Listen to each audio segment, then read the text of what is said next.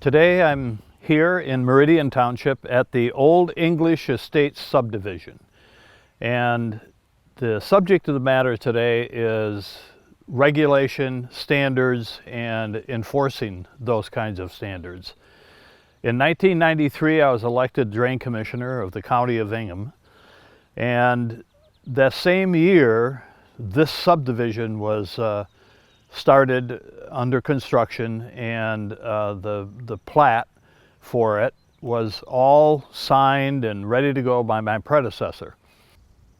The reason that standards are so important, and the regulation of those standards and the enforcement of those standards are exactly, by definition, are there to protect the public. Now, when they built this subdivision, they submitted a plat, and I think that within a year after my first being elected, the standards started to change. And in doing so, we enforced a series of regulations, new regulations, that was unpopular among developers, Chamber of Commerce's, Home Builders Association, and so on. And we did it anyway because prior to that, my predecessor didn't have an inspection program and relied upon the engineer who was paid by the developer to design the project. So underneath this street is a storm sewer, a gas line, a sanitary sewer, drinking water lines, and some electrical components. Having said that, that utility conflict happens all the time. When we build storm sewers, we have to build in and around those complicated areas. And improving the plat or the plans, if it's a condo association, or if it's a regular subdivision, the plat, then we have to be conscious of all that, and we have to live by certain standards.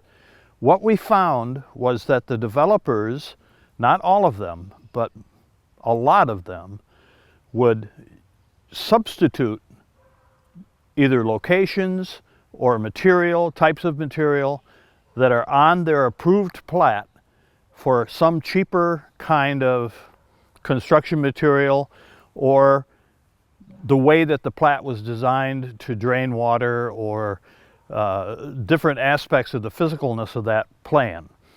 So we had to change the standard to do two things. One, we forced the developer and the developer community to pay for an on-site inspector. Somebody that gets paid for by them, that works for the drain office, and inspects all of the infrastructure put in the ground that the public is going to depend upon and live off of for the next 100 years or so, existence of this particular project, whatever it might be. In this project, the plat was approved, and it consisted of all concrete storm pipes. After they built it, they submitted plans to us, which included a drawing of concrete pipes with one note on the plans that said they substituted plastic pipe for the concrete pipe. They did that because plastic pipe was so much cheaper. 30 years into this subdivision, which is today, 30 years, when they put that plastic pipe in the ground, it's all failing. Throughout the whole subdivision, we don't know exactly how much concrete and how much plastic is in, but in this stretch right here that you're looking at, there is all plastic. Now, the plastic started out round. It is now squished, and it has dropped and sheared off of the catch basins that are supposed to hold it together. And the bedding on that plastic pipe was not up to snuff. It has to be somewhere around 95% compacted soils that you put that pipe on. So we made sure that the new rules all had that in it. And you couldn't believe the next 3 or 4 years of whining and painstaking arguments that I had with the development community about those standards, forcing them to pay for inspections. Well, this subdivision is a perfect example of why we had to do that. In this subdivision, it's mostly plastic pipe, and almost all of the plastic pipe has been totally destroyed.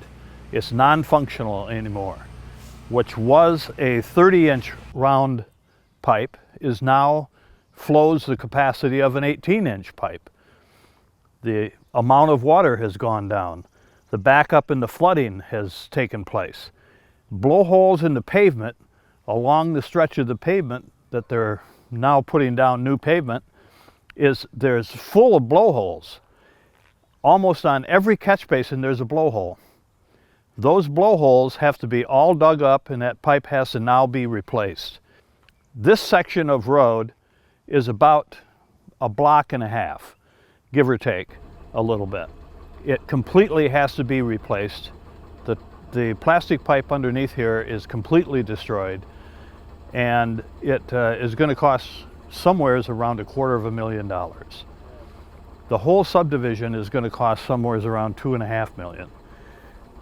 So we don't know exactly. We haven't finished taking inventory of the pipe and the damage that's been done to it. But the 30-year life of that pipe, it started to fail maybe 5 to 6, 7 years ago. It's now developed so bad that it developed into such bad shape that it is causing a major problem. You can contrast that with a concrete pipe, which has a life of 60 to 100 years, and steel pipe, which is about 45 years. So these pipes under the ground are plastic, they're flexible, the weight of the cars going over them squish them, they shear off of the catch basins rather easily, and they create major problems in terms of water flow. So we developed standards to avoid all of that. This is a perfect example of how and why regulatory activity in the drain office is necessary. My predecessor would have had to come in and spend the $2 million or $2.5 million to fix the whole subdivision in about 30 years, which is now. So that's about $2.5 million spent. The developer is long gone. So the homeowners have to then pay that amount, and the township and the road department all have to pay and chip in to pay that amount of money. None of that would have had to been done except for maybe 100 years from now. There's 70 years worth of lost time and money and savings that we could have prevented if it was done right. It was done wrong because they could do it wrong. It's because no one was there to watch them, and no one had the standards in place to make it happen. Hence, we have new standards that force them to do it right. In other words, for the public to benefit both financially and from a clean environmental perspective in managing the water properly, people have to build these infrastructure components that afford us the right to live in this kind of housing and live on the earth and have shopping centers and subdivisions and so on. Long-term savings and proper environmental management of the water is a necessity. And standards and regulations, forced inspection, make that happen. The homeowners in this particular subdivision, there are 85 of them, different pieces of property. All of them benefit by having regulated standards and inspections at the time of this subdivision being built. They benefit in many ways. Those ways include financially. What we have to replace today is going to cost somewhere around $2.5 million. They shouldn't have to do any of that. the amount that I have to do just in this 1 to 1.5 block area is going to be $250,000. They also benefit from an environmental perspective. A flooding problem doesn't occur, which does occur now, and it won't occur if it's built properly. Every plat and every single development that happens in this county has to meet the requirements of stormwater standards that my office has instituted. Having said that, we wind up with a better run system, infrastructure that doesn't fall apart for 100 years, and an environment that can live with what we're offering to put into it.